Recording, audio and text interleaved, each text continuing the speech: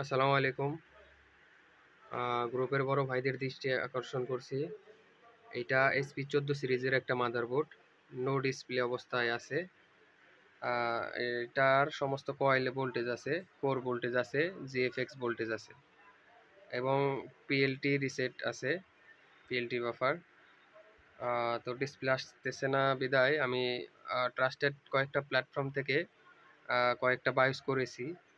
তো একই অবস্থা, এবং বায়োস চিপসটাও চেঞ্জ করে দেখেছি। তো তারপরেও ডিসপ্লে নাই। তো এটা এখন কি করতে পারি? আর এটা ডিসি রিডিং এমন আছে, আর যখন পাওয়ার দেই, পাওয়ার দেওয়ার সাথে সাথে আমি একটু দেখাই। এই যে পাওয়ার যখন দিব, এই যে পাওয়ার ডিসি,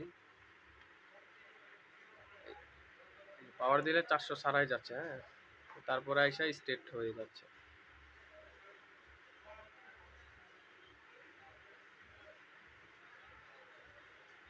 এরকম আপ ডাউন করে এই 485-তে স্টেট হয়ে গেল।